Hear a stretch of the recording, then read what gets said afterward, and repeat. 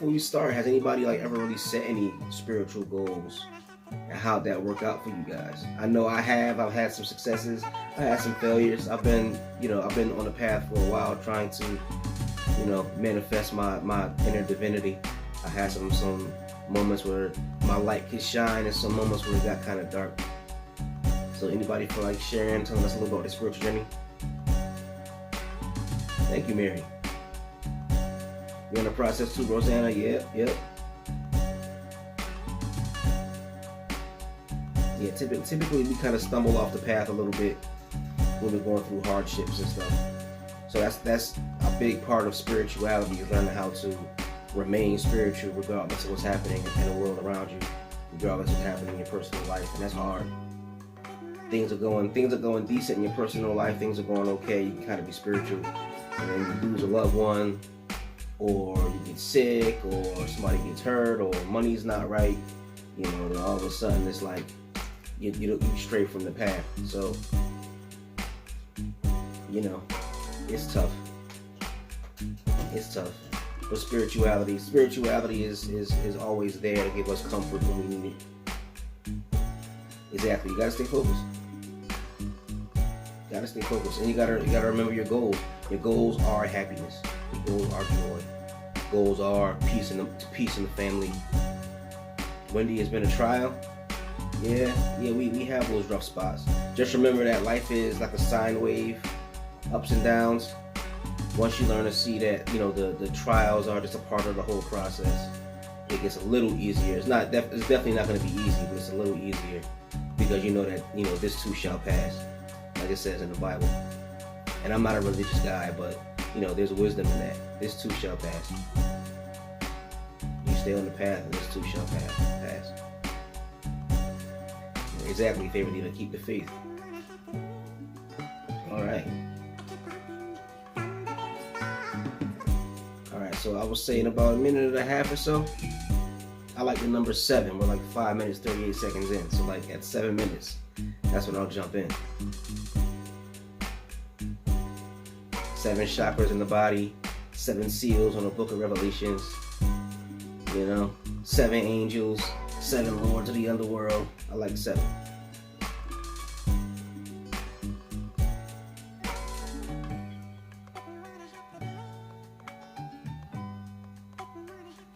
Yeah, this app is a lot of fun. And the thing that's cool about the Insight Timer app, I remember when I used to use it back before they had all the live streams and everything. But there was enough talks on there, enough meditations on there, and you can use it whenever you need. So, sometimes I would go to sleep listening to Insight Timer. Sometimes I'd wake up in the morning and meditate to Insight Timer. I went through some rough stuff over the years. Insight Timer provided a lot. Yep. Mine too, Mary. Oh, 7 is your birth month, favorite diva? Yep, that's it. That's a sacred number. What is your zipper pull necklace? I don't know what that means. Oh, this.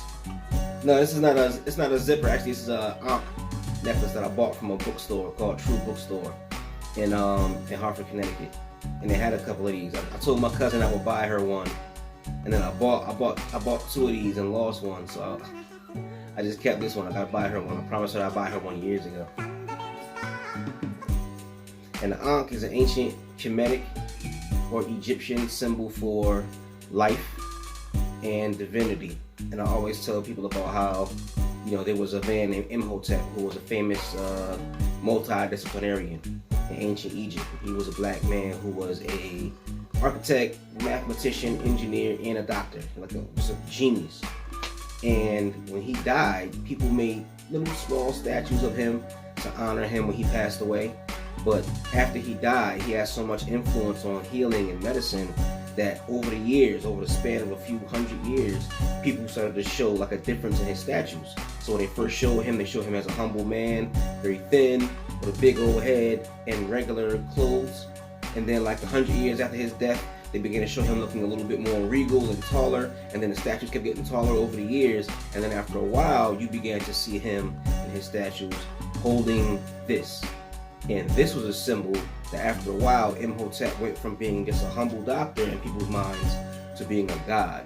And people were actually praying to Imhotep when they got sick. He had a temple, and they would go to his temple, and they would take herbs, and they would lay down, and they would have dreams, and the dreams would indicate what was wrong with them and help them to heal. So a big part of Imhotep's influence was not just physical medicine, but also understanding the connection between the mind and the spirit and healing the physical body. Imhotep's name is spelled I-M-H-O-T-E-P. Imhotep. I believe, and I may be mistaken, I believe the Greeks worship him as the god Asclepius, and Hippocrates, who Europeans say is the father of medicine. Actually, Hippocrates, who the Europeans say is the father of medicine, in one of his writings, he actually said, "I am the child of Imhotep," showing that he viewed Imhotep as a superior healer than him. So there's a little bit of history for y'all. All right, let's begin. Let's talk a little bit about spiritual evolution. And what really inspired this talk was me remembering my days as a young man going to church. I was having a conversation with somebody recently about how when I was a kid, I would go to church and it would be these, and I'm going to speak respectfully, so forgive me, but I'm going to be as respectful as I can. There would be these mean old ladies who would show up with these huge hats every Sunday, and they would come in with a big stack of Bibles and Bible concordances and different translations of the Bible that they never read. And some of them were just sweet, and some of them were just very, very mean and virulent. And some of these older women, they've been going to that same church for 50 years, going to the same church for 60 years. And the thing about it is, a lot of these older women have been going to church for so long, you would expect them to make some kind of evolution. I'm freezing. Yeah, Denny, I'm sorry. I'm using my old computer because I wanted to do my last meditation. I was, saying some hip hop lyrics. I wanted everybody to hear me, so I'm using my old computer because I want to plug in my mic.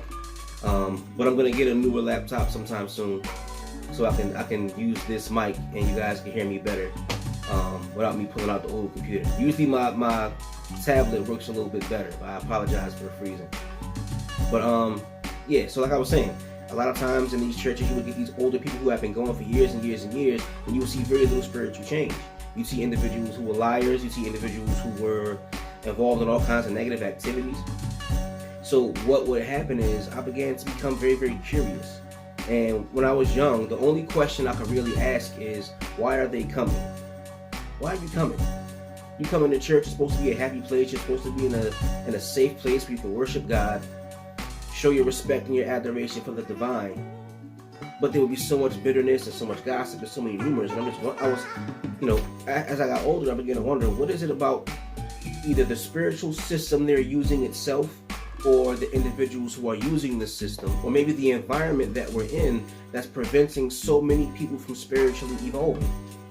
So many of us will attend church for years and not change anything.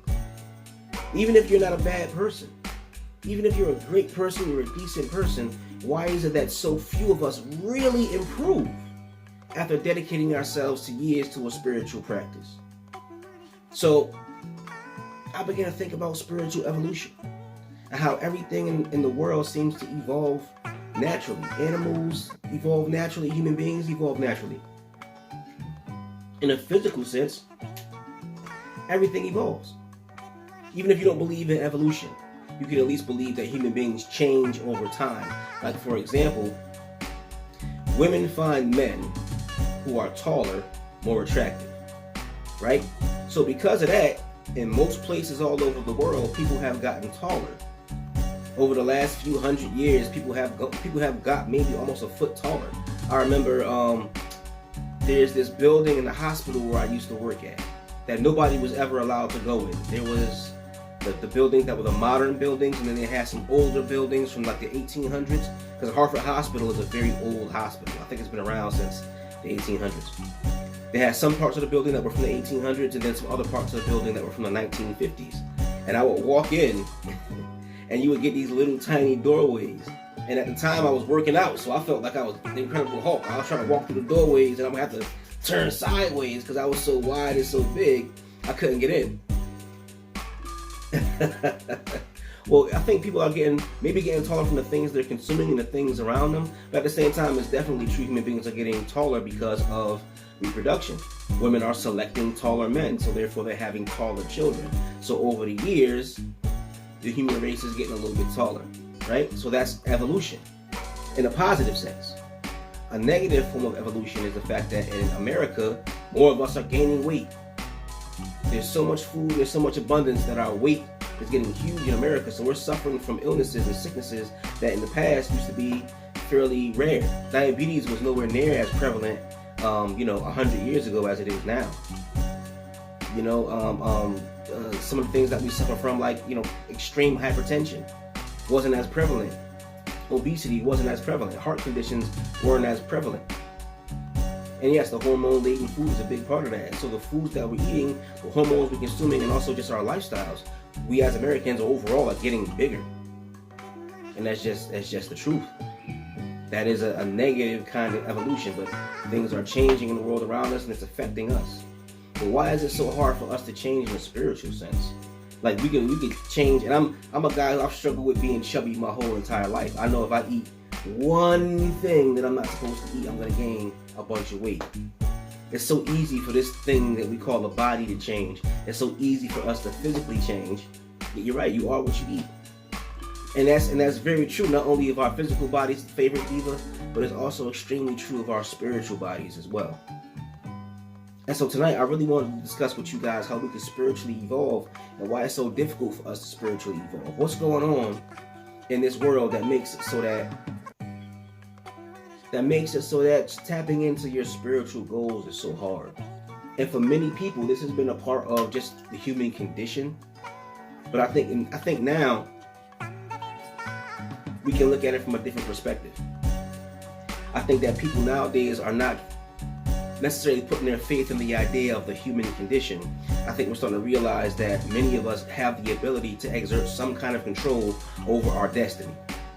And so just thinking that the universe is cruel and absurd and having this kind of existentialist angst, we could put that aside to an extent now because we're realizing that much of what we go through and what we experience is the creation of human beings. Yes, the universe sometimes is fickle. Yes, life can change. Yes, things can be difficult, but we can exert a certain level of control. And why is it that the level of control that we can exert is so difficult when we try to utilize that power to control our spiritual inner life? Why is that so hard? So let's discuss it. Let's go through it. I think a big part of it is our culture. There is no spiritual culture.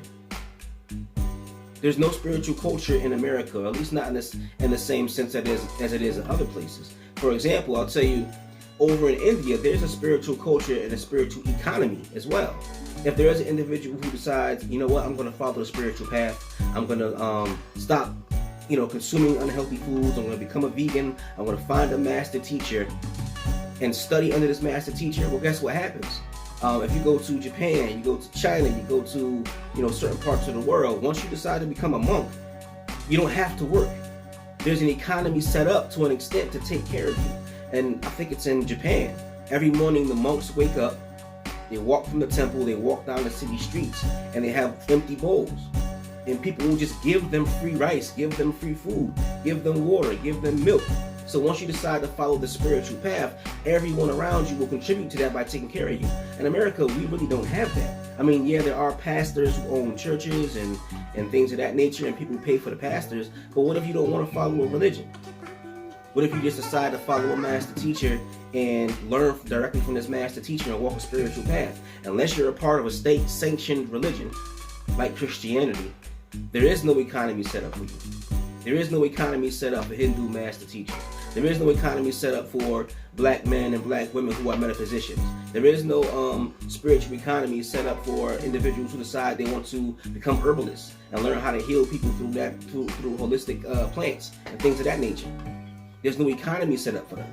So how can you become more spiritual and dedicate yourself completely to spirituality? It's true about the monks. And some countries over in the East, if you're a monk, people will just take care of you. The monks don't pay rent at those temples. They have to work on the temples and maintain the temples, but people will give them donations. People will feed them. People will clothe them.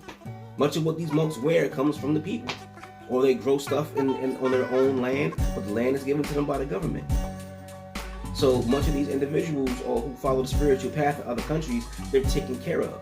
And there's an economy set up for that. Over here in America, we have an economy based upon straight capitalism, and capitalism makes no room for spirituality. So if you live in a culture that's not spiritual, it's difficult to maintain your own life, take care of yourself, feed your family, and be spiritual. Interesting. Also, over here in the West, we have confused religion for spirituality. We have religion but limited spirituality. And by that, I simply mean religion has become a product. It's become a product. When you go to Burger King, you can get your burger your way, right? Same thing with religion. There's no rules to religion anymore because individuals want to keep their churches filled. They want to fill the parish and fill the pews so they can fill their coffers, and that's the main thing. So when you have a religion that doesn't make any demands of you, how can you evolve? You can only really evolve and change when your environment makes demands upon you. So if you're allowed to come to church as you are, you don't have to change anything. And I'm not saying that I believe church should be judgmental. However, I think there should be demands made upon the people. Everybody's business in church. Everybody knows when someone's suffering. Everybody knows when somebody's sleeping around. Everybody knows when somebody's drunk. Everybody knows when somebody's on drugs. You know all of this stuff. What are you going to do? Are you going to make any kind of demands so that these parishioners will be inspired to change? And there's that famous quote, "Judge not lest ye be judged," and that other quote, "Let he who's without sin cast the first stone." But I don't think those scriptures were given to us so that we can just turn our back when we see wrongdoing. I think that it is the worst thing that ever happened to a lot of our communities is the phrase, "mind your own business." How can we as a community work collectively when you have individuals who are all on different pages? You have some individuals who are trying to be moral and upright, some individuals who are not, but they're all in the same place. You have no need to change. Change is inspired through consequences, and our religions are not given consequences. Even if you look at, and I'm not knocking anybody's religion, look at the Catholic Church. The Catholic Church has priests who are pedophiles. Exactly, Lisa. There's a girl who goes to church and she's anti-Semitic. And nobody in the church is going to pull her aside and say, "You need to be a better person." Nobody's going to pull her aside and challenge her on her ideas. So how can she evolve? How can any of us evolve when there's this come as you are mentality at the church? You know, when I was young and I was single, if one of my friends invited me to church, I would always go. You want to know why? Because the women were always hot. There would be young women in the church who would come to get men's attention, and they would be dressed in these really, really tight clothes and really revealing clothes. And, you know, I would go to see that. I would see more attractive, hot, scantily clad women in church than I would in a club the night before. And there's nobody to say, "Hey, you know what? You're here in a spiritual place. Maybe you should dress differently," because you want to keep the coffers filled. And so if you have young people who are going to church, you don't want to scare them off with actual rules. But the unfortunate thing about it is that spiritual evolution can only happen with discipline. And discipline comes with rules. If I have a rule that I have to get up every single day at 5 o'clock in the morning and work out, that's how I'm going to evolve and change my body. But if I have a come as you are mentality about my physical health, how am I going to evolve? And so because our religions have become sort of synonymous with our spirituality, and our religions are beginning to become more and more lax, then what happens is that people become less spiritual. Only by nowadays in our culture, it's set up so that nowadays you only really can tap into your spirituality by stepping outside of organized religion. You can only become more spiritual by stepping away from the orthodoxy, which is unfortunate. Was a single mom, social pressure made her feel like she couldn't show up without money. And that's unfortunate. It's unfortunate, Mary, that a single mom who's coming there trying to get a good word, trying to get some upliftment and some encouragement and become more spiritual, he made her feel like she couldn't show up unless she was willing to pay. And that's very sad. And you're right. We've been brain. Jesse, you're 100% right. We've been instead of us using spirituality, which is the call to evolve and become closer to the divine and become a more compassionate person, we just decided to use religion to scare people into obedience. I'll scare you. I'll talk to you about hell. I'll talk to you about the devil. I'm not going to talk to you about how to bring God closer to you. I'll tell you, if you don't do what I say do, you're going to get punished, and there's a devil waiting for you. So, also, another thing is, because there's no spiritual culture, there's more conflict and less peace. There's no spiritual culture, and so a lot of the issues that we come across in the world, they can't get resolved through looking within ourselves or coming together under the auspices of spiritual knowledge. So quite often what happens is there's more conflict in our personal lives, more conflict in our relationships, more conflict in our communities. And then how can you find time for inner peace? How can you find time to look within yourself in a quiet moment and be still if all around you there's conflict? The rise in conflict is directly connected to the lack of a spiritual culture.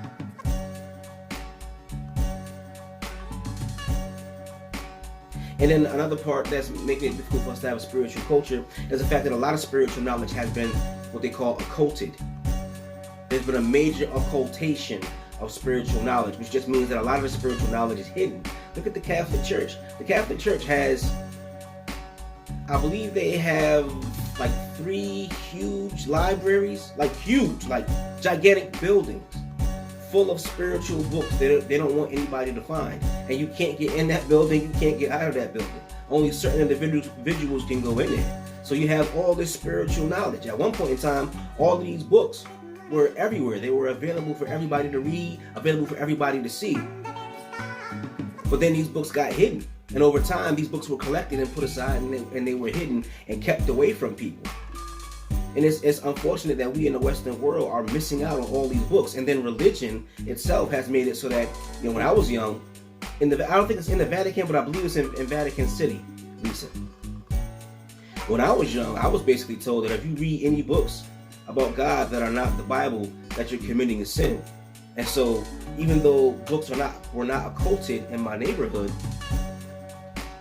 we were like scared. They scared us out of studying it.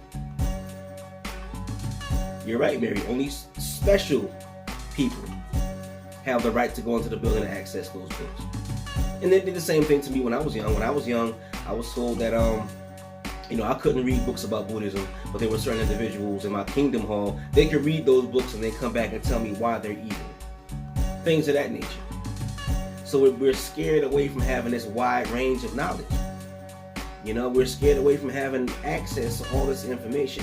And then, of course, another major issue is the fact that with spirituality, you have the ability to, like it says in the Bible, taste and see what is good. You have the option of looking at other texts and other books and speaking to other master teachers, finding out what works for you, drawing it within yourself to draw out the divine. With religion, you can't do that. You're told directly not to study anything that's not in this church, not to study anything that's not of this religion, not to study anything that gives you the option of seeking God in various places. So without that option to look around and find out what's available, and without the option to seek different interpretations, you limit yourself. And unfortunately, many of the individuals who limit our search are individuals who've been taught, they get taught this secret knowledge. There's a guy who I was looking at called Ray Hagins. Ray Hagins is a former pastor, and he ended up leaving because he started to study spirituality from ancient Kemet or ancient Egypt. And before he began his spiritual journey, he mentioned that when he was trained to be a pastor, he read a book they gave him a book called Certain Homilies. And in that book, it basically told that there was a lot of things in the Bible, a lot of things in the text were metaphorical and allegorical. But then he had to go and be a pastor and teach that this stuff is literal history. So a lot of these individuals who are running these churches, they know that what's in the Bible is metaphorical, that it's meant to be spiritual, it's written in a spiritual language, but then when they stand in front of their parishioners, they'll just lie.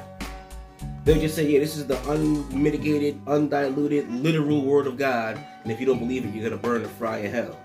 But there's been an admittance from the Catholic Church that says that hell is not real. They admitted it. Hell is not real. It's something we came up with to scare people. But you still have pastors running around in cities all over the planet saying that hell is 100% real. So a lot of these guys, a lot of these individuals, they know that what they're saying is not real. They know that it's detrimental to the people, and they'll do it anyway. That's the scary part. Exactly. Something wrong with scaring people into believing. Spiritual laws. Okay, cool. I'll check it out. To control the people. Exactly, Rosanna. Now, another reason why it's so difficult for us to move forward is that there is a hyper focus on physical pleasure. I mean, we're not just focusing on what's physically satisfying. We live in a culture that, businesses and corporations and millionaires and billionaires have figured out that by getting people to focus on their physical pleasure to an insane and obsessive and psychotic extent, you can manipulate their behavior. You can make a man buy a car by showing him a picture of a naked woman next to the car. You can make a man spend money on some shoes if you somehow psychologically connect the shoes to sexual gratification. So every single day there's individuals who want your money. They want you to buy something. They want you to come somewhere and give them money. They want you to pay for a vacation. They want you to pay for sneakers, for jewelry. They want you to pay for, insurance. How do they manipulate you into doing this? By fear and through a hyper focus on physical gratification. I remember when I was a kid, there was a commercial that was banned from TV. And I was probably maybe 8 or 9.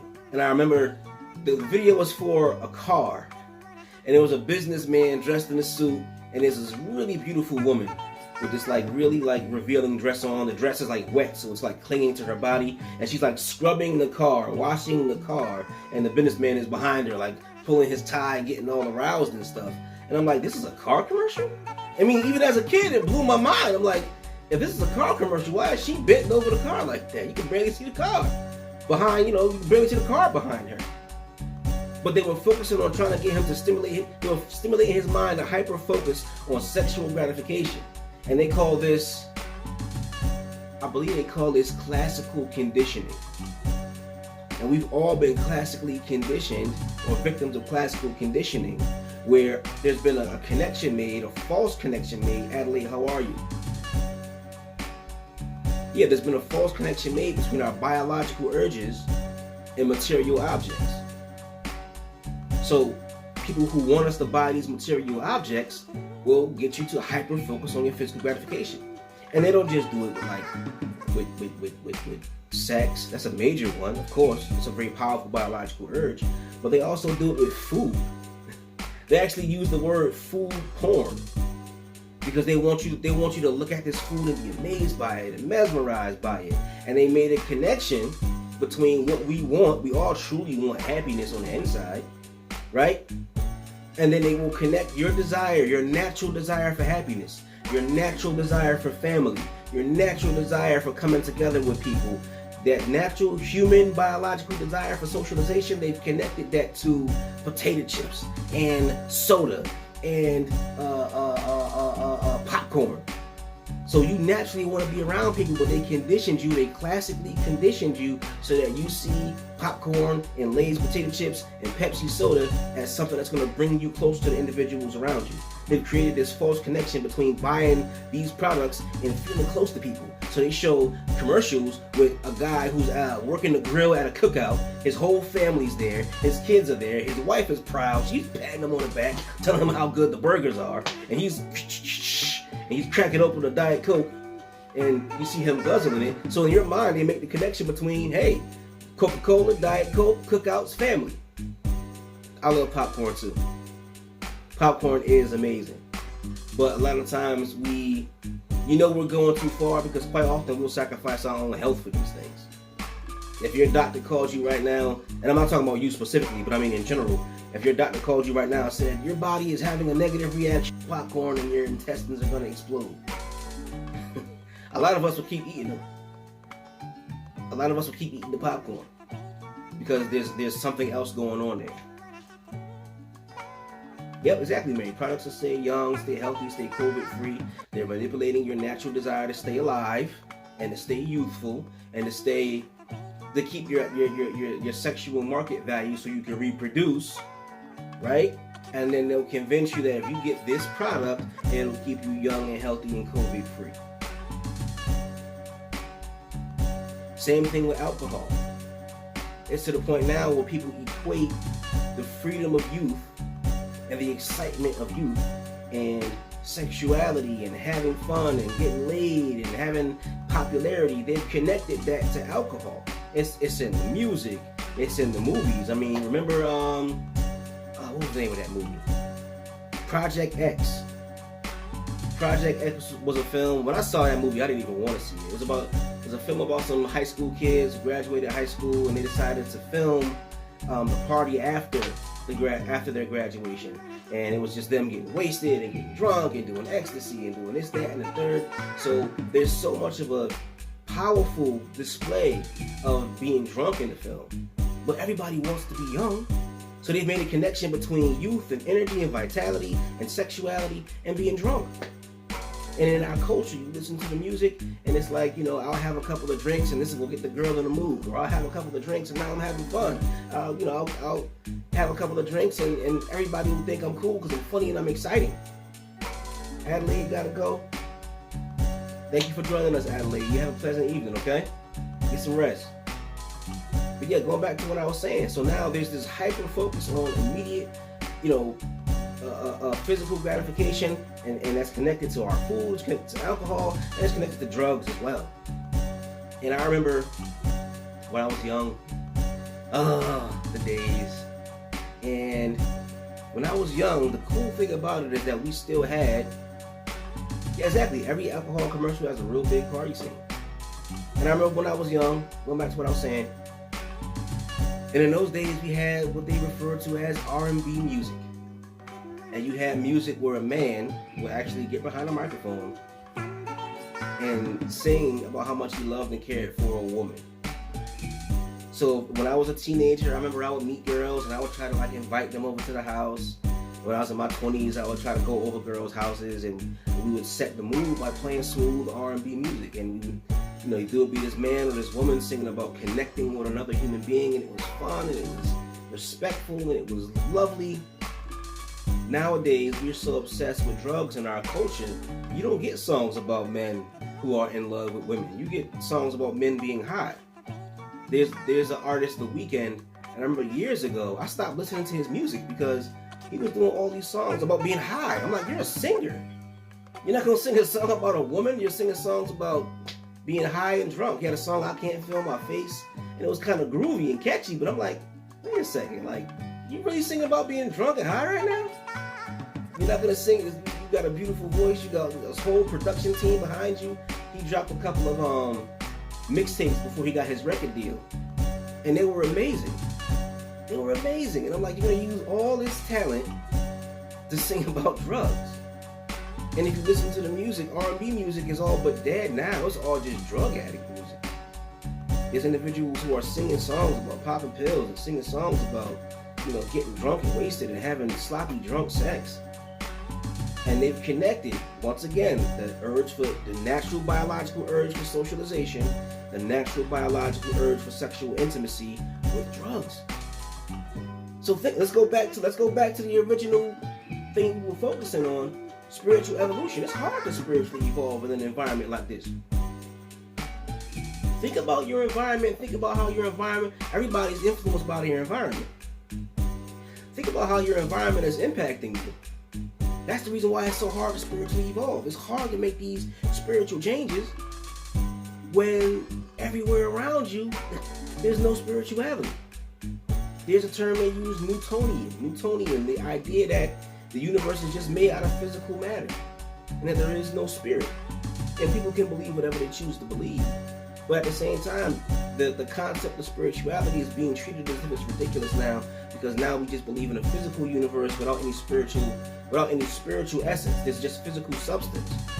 And without a belief in spiritual essence, it's changing us, it's changing our cultures, so that now there's more of a focus on physical gratification.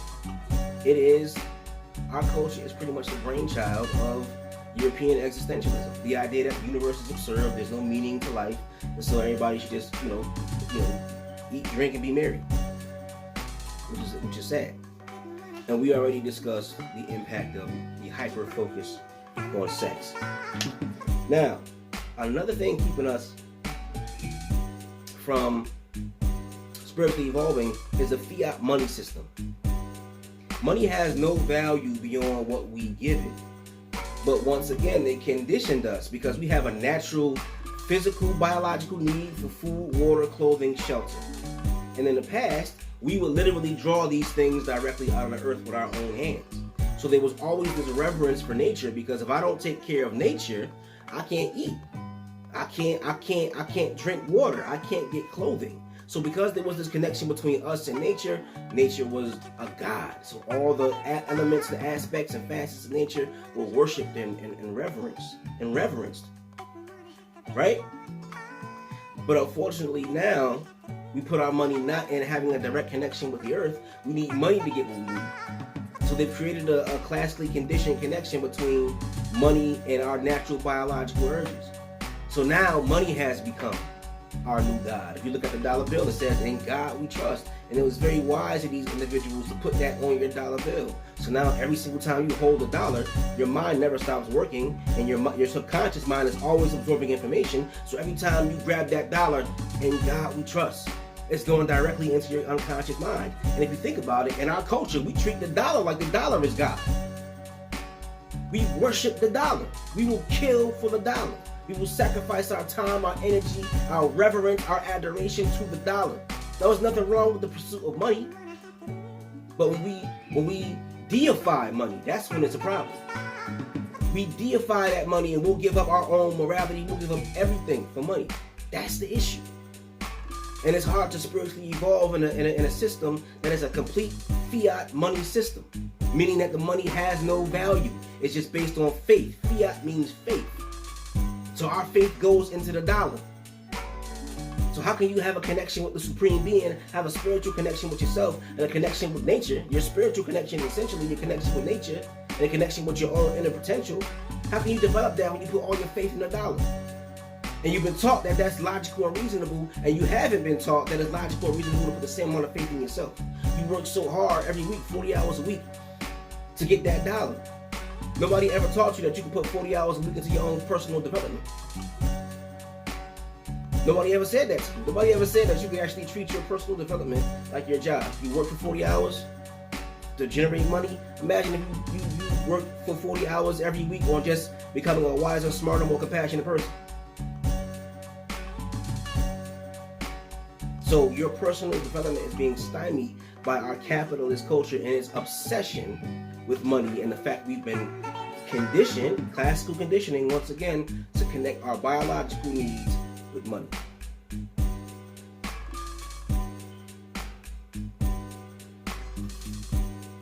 Now, we discussed this already, but we will bring it back and discuss it again. Religion. I want to re-emphasize that. Our religions, in many ways, and if you're a person who's religious and you manage to be spiritual at the same time, I am not knocking your religion. I don't knock anybody's religion. But this is just an observation.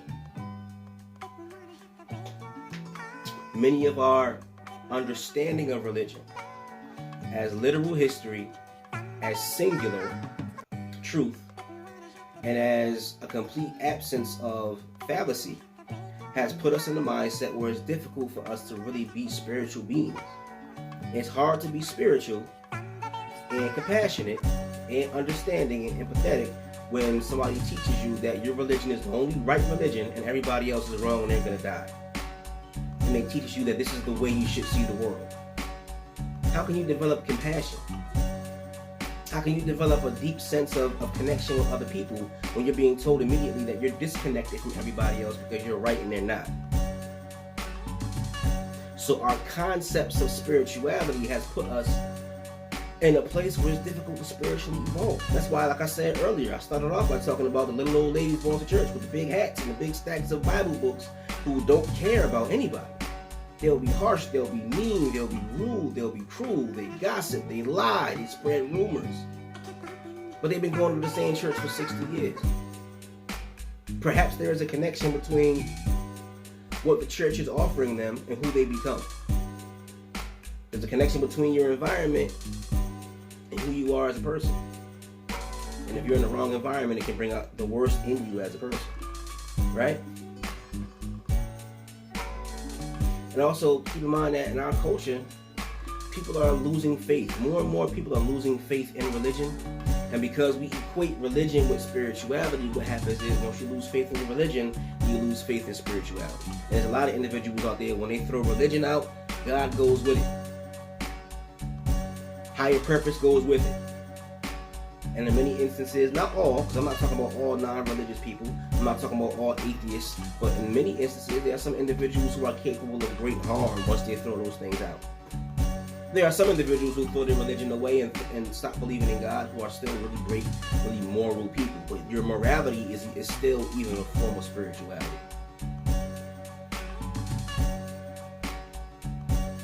It says in the Bible, he who hates does not know me. Yes, you're right. Yes, so many Christians hate today, while non-Christians love. And you're 100% correct on that. But that's what happens. That's what the church teaches.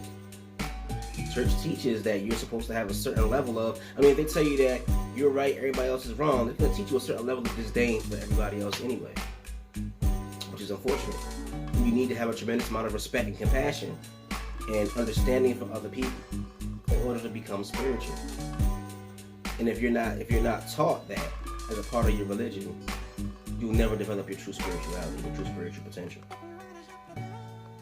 And another issue that we have is quite often our understanding of God is not, we want to become more spiritual, but we anthropomorphize God.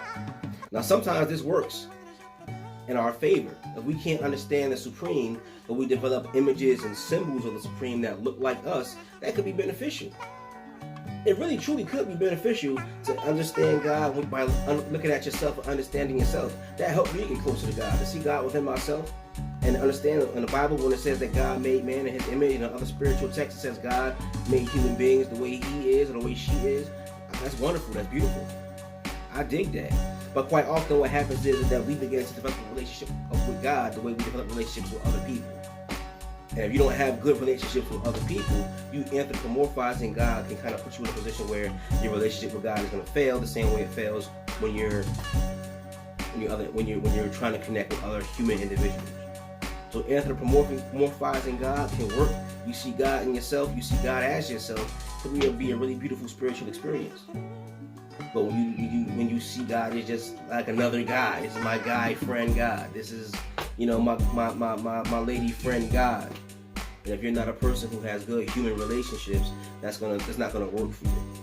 And also, when you start to see God as having all the flaws of a human, the failures of a human, if you lost faith in human beings, it can be toxic. Anthropomorphizing God can become toxic, especially if you're in a toxic environment. You've been going to a church where you've been seeing people lying and cheating and stealing for years, and you see God as a reflection of that, and you're never going to tap into your true spirituality. Alright? Something else that I think is very important that will help us achieve our spiritual goals. And this is the part where I'm going to teach everybody how to look into themselves and start achieving their spiritual goals and setting their spiritual goals.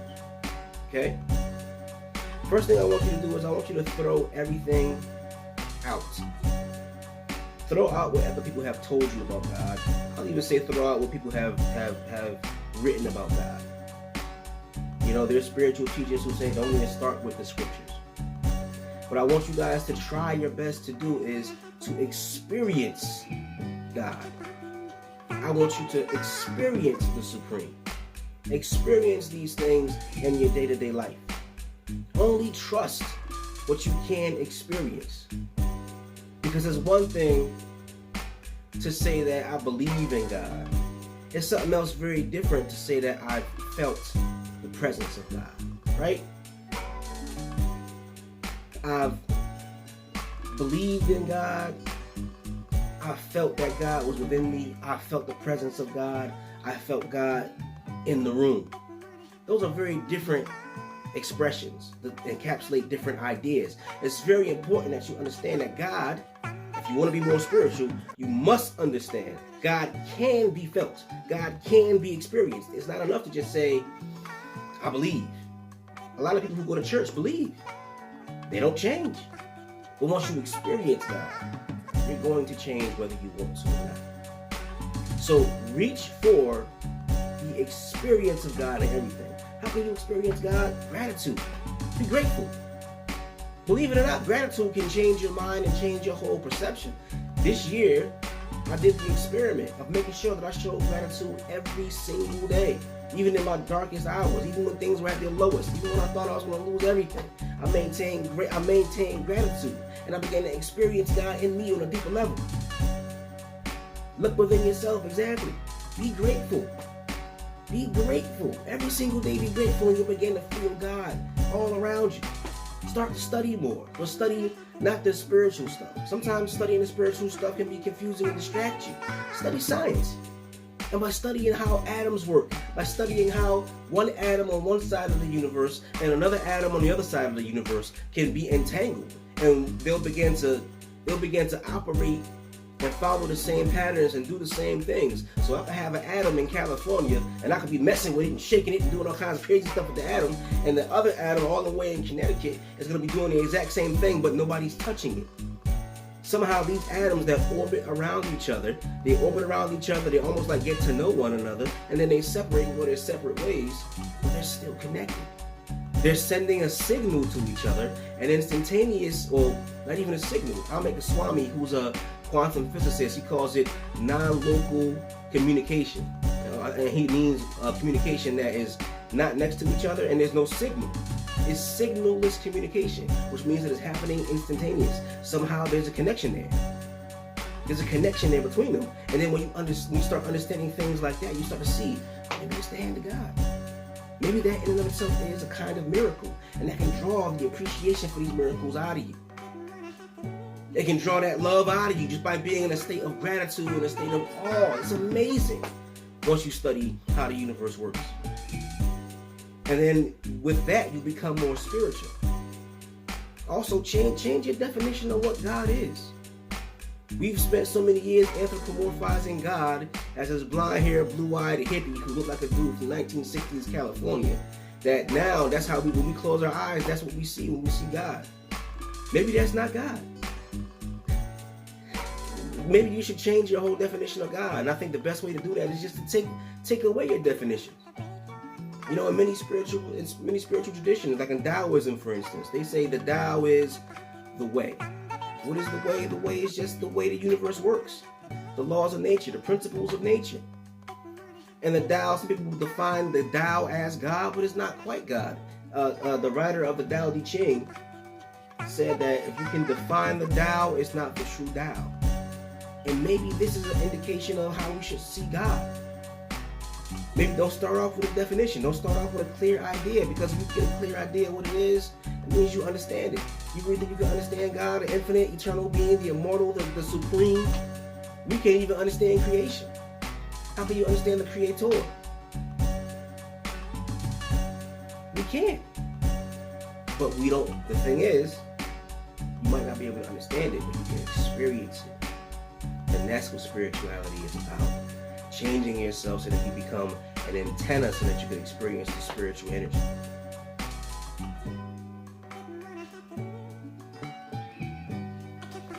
You're over dramatic, Adelaide. Oh, we all are to an extent. It's okay. Now keep in mind that I want you to experience God, but also keep in mind that you are the foundation for all your experiences. So if you want to experience God, then it might become necessary for you to look deeper within yourself so that you can experience yourself on a deeper level.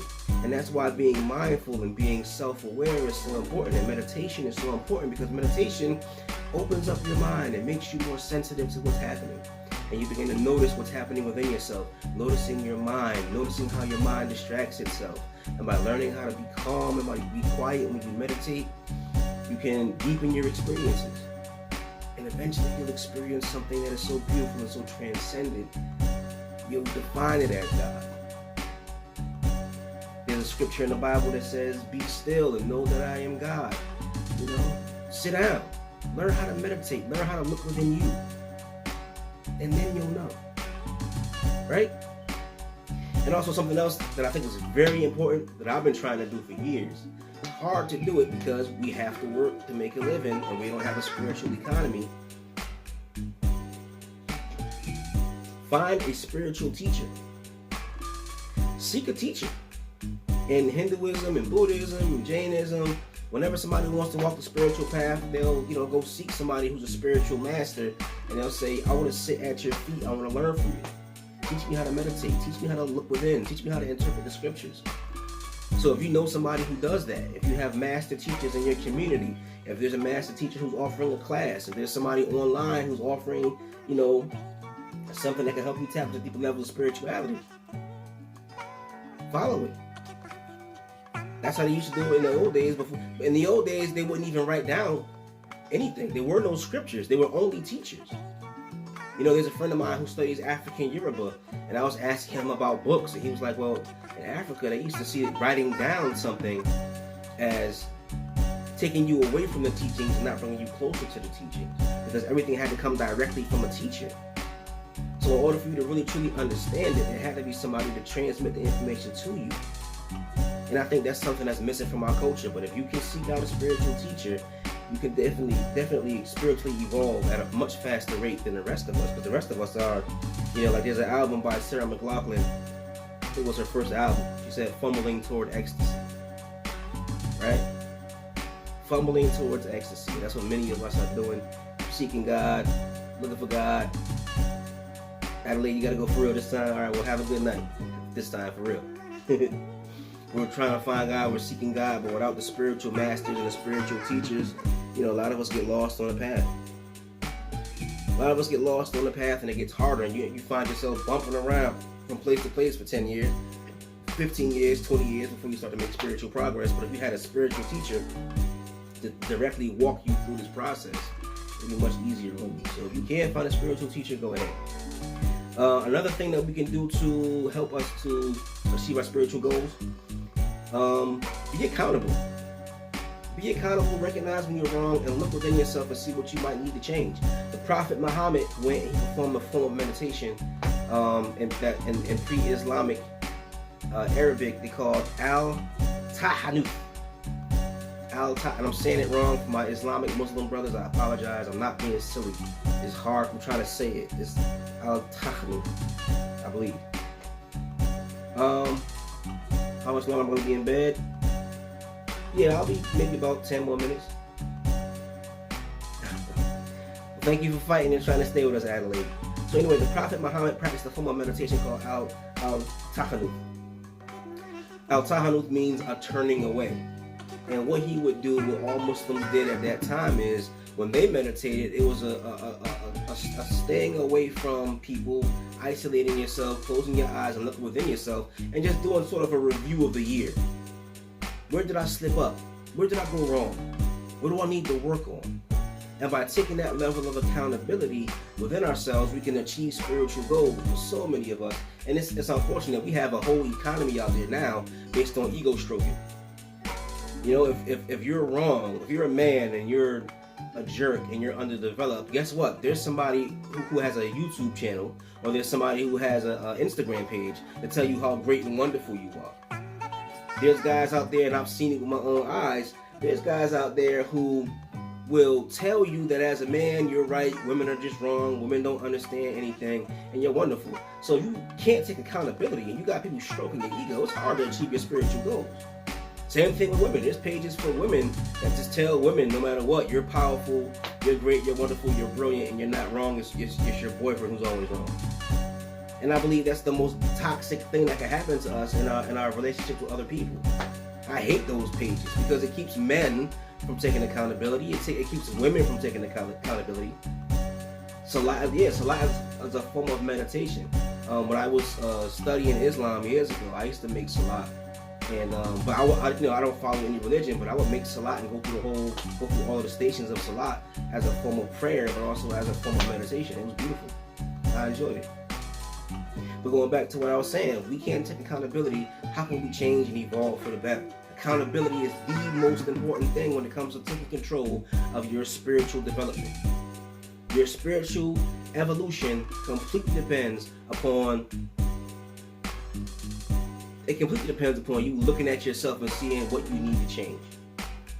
And if you look at yourself, like I've literally been in discussions with individuals And I've asked individuals, what do you think you need to change your work on? And they will literally say, oh, nothing. I'm great. And like every sane, logical, reasonable person acknowledges they can work on something. But we live in such a sounds right in your family? If you can't find one thing that you think you can improve upon, that means you think you're perfect. How can you evolve if you already think you're perfect? How can you change for the better? How can you improve your life if you think you're perfect? If you really believe you're perfect, it's going to be impossible for forward progress. Confidence we need, yes. Exactly, Mary. I respect you more if you're just honest. Say y'all messed up. Say I gotta make changes. But we live in an ego stroke culture. There's Instagram, there's Facebook, there's so much obsession with getting followers and all these individuals to tell you how great you are all day. And you have the power, if somebody dares criticize you or critique you, boom, I can delete you. Boom, I can delete the comment. Boom, I can block you. So now you don't even exist in my world anymore. So I never have to acknowledge when I'm wrong. So because we live in this culture where everybody's getting an ego stroke, nobody wants to change. Another thing you can do is to detach yourself. Detach yourself from your philosophies. Everything you were taught to believe, not saying you gotta throw it out, but contemplate it. Think about whether or not it's right. Analyze it. And some of the stuff you're taught to believe, you're gonna have to get rid of. Not throw it out. Last but not least, and it's connected to the first thing I was talking about, be humble. You know, every spiritual master has always taught that humility is of the utmost importance. And if you can't be humble, how can anybody correct you, teach you? How can you learn anything without humility? So those are the things you're going to have to start doing, and we all have to start doing more of in order to evolve and achieve our spiritual goals. And the most important thing of all, like I said, be still. Know that I'm God. Meditate. Meditation can actually change your neurochemistry. It can change your neural network. It can change your beliefs. Meditation is a very powerful way of altering who you are so that you can spiritually evolve. And don't forget, you have the capacity to be self-created. You can create yourself. You don't have to just be the result of your environment. Yes, we live in a sick environment. Yes, we live in a toxic environment. But guess what? You don't have to be the result of that. You can self-create. That's what meditation really is for. To give you the capacity so that you can do something to change who you are. To alter the effects of the environment upon your being. And by meditating more, you become more powerful. You can become a self-creator.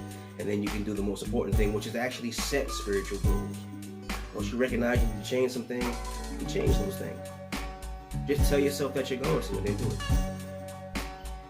But I'm going to slow it down for a quick second. I'm going to wrap it up. And I want to first and foremost thank everybody who showed up tonight. I see 152 meditators in here with me.